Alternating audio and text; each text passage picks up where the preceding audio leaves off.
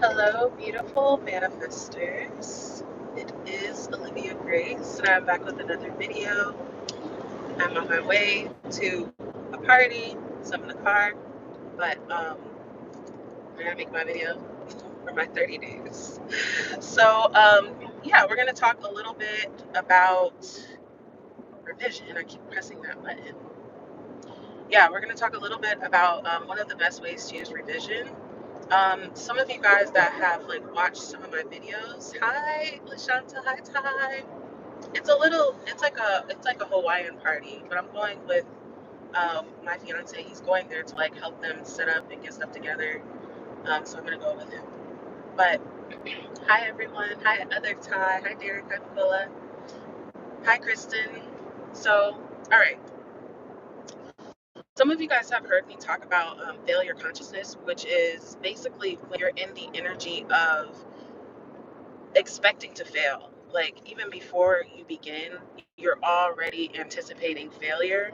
Um, this can even be something that, like, if you're someone who is like manifesting something and kind of doing all the things right, and feeling like you're not really getting not really getting the result that you want. Um, it's this kind of idea of I don't get to live an amazing, incredible life, or I don't really get what I want all the time, or even some of the time. So one of the best ways to use revision is to revise that you always get what you want. You've always gotten what you want. Um, and because a lot of times what happens is when we're continuously disappointed in life, especially when it comes to things that are important to us, our our brain is basically trying to anticipate that failure again and protect you from that feeling of failure, protect you from disappointment. So that's what can kind of cause us to stop persisting, and just kind of give up, like, well, I guess it's not going to happen, or I knew it was too good to be true, or whatever.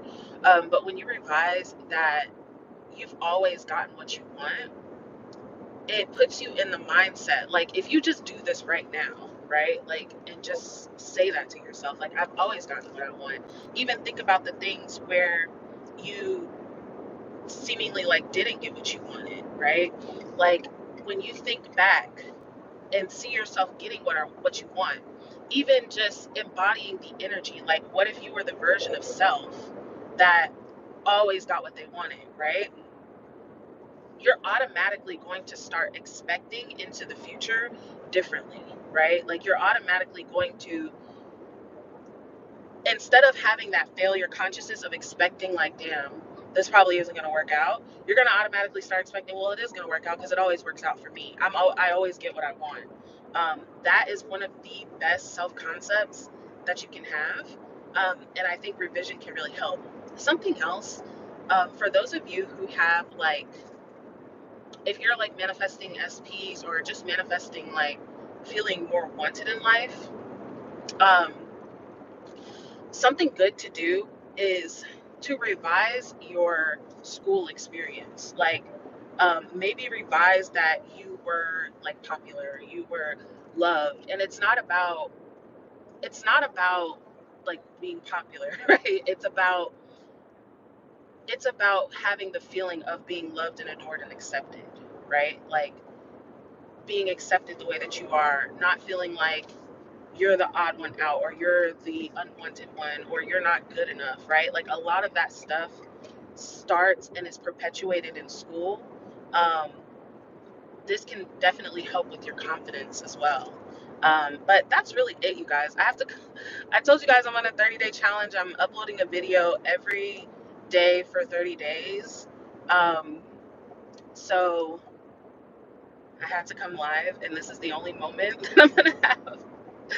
So I just wanted to come live and tell you guys this. Hi, everybody. You guys are so sweet. Thank you so much.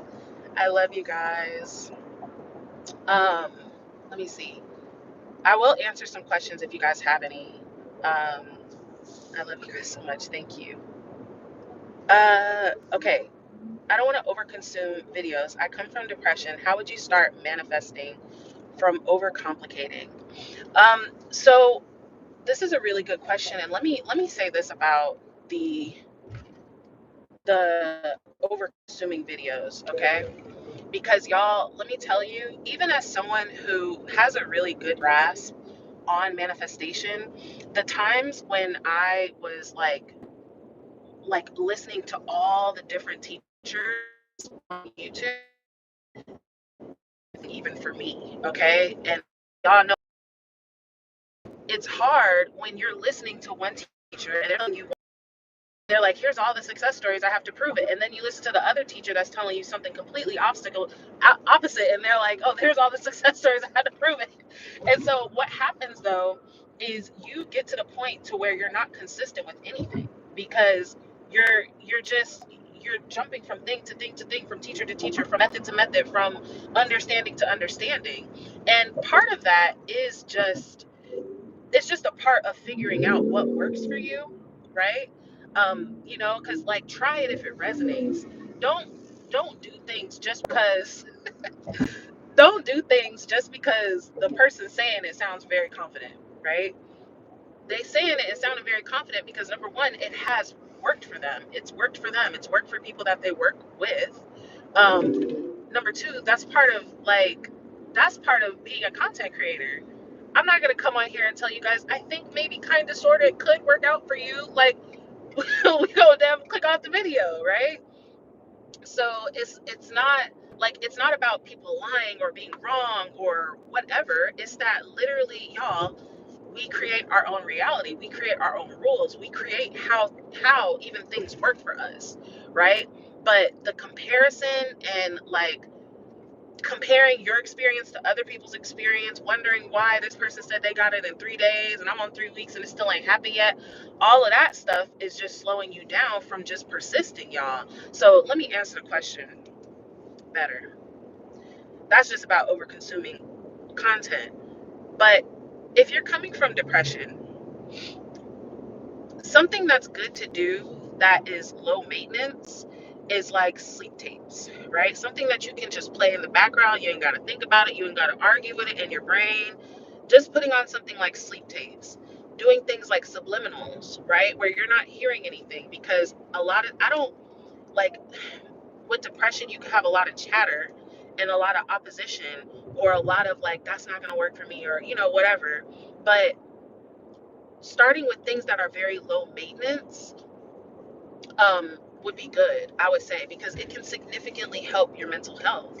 But just what I will say with depression, guys, is just do your best to do something daily, something low maintenance. Do not, in my opinion, and it depends because everybody's different. This is what I'm talking about. Me personally, I'm not going to tell you that if you're depressed, you should be forcing. But guess what? That might be helpful to somebody. If you're somebody who your automatic thoughts are some bullshit, it might be beneficial for you to think on something, one thing or two things over and over, and maybe do the challenge that we're doing, right?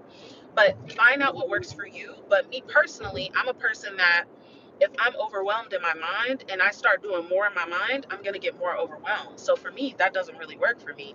But if it was me, I would put something on in the background and just do your best, um, focus on feeling better. Like, make that your focus instead of focusing on things outside of you changing so that you can feel better. That is like the biggest trap of manifestation and of life, is thinking that if I can get all these things out here to look better, then you obsess about those things looking better. And if your mind is not right, your mind's not going to be right, no matter what's going on outside of you. So just by having that your intention, okay? Um, okay. Some more blanket revision statements. I've always been a perfect manifester. This is another thing that kind of goes along with what I was just saying of what what was the affirmation I said for the video? um I've always gotten what I wanted, right? I've always been a perfect manifester. This is a really good one. I've always been a master manifester. um let's see, what else is a really good one? Like, I've always lived in my highest timeline. That's the challenge that we're doing right now. I've always lived in my highest timeline. Like, something that encompasses success for you, because this is actually one of the hidden beliefs that a lot of us are going up against, which is like a general belief in humanity that shit just don't work out. And if it's working out for you, hold on tight, because it's gonna not work out for you in a second. So anything that addresses that and keeps you in positive expectation, right? That's something that I would suggest as far as that. But if you, whatever you're manifesting, you guys, like I remember coming to the epiphany a few months ago that damn, like revision might be the best way to manifest anything, because it closes that gap. It closes the gap that says I'm not this, and I've never been this, and I've never had this, and I want this thing, but how do I get there? How do, like, this idea, like I have to change, I have to be, do something, be something different than what I am, and how do I do that, and am I doing that right, and all of this stuff, like, instead of just, I've always been like that, I've always had that, it's always been like this for me. Okay. All right. I'm not driving. Thank you, though.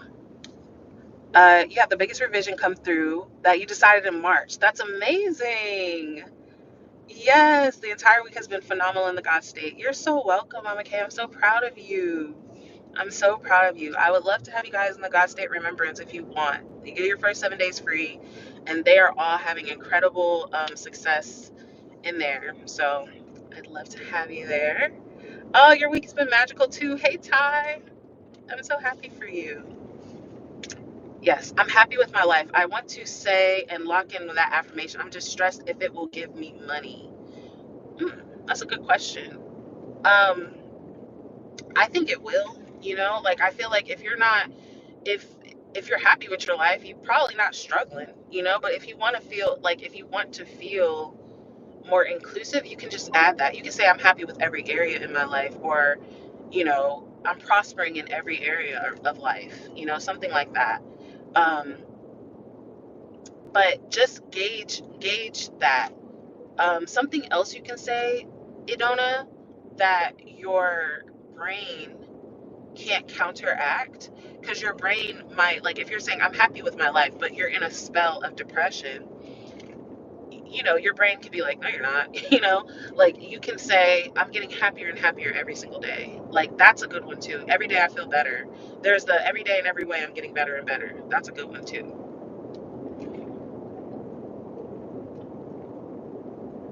Yes. Okay.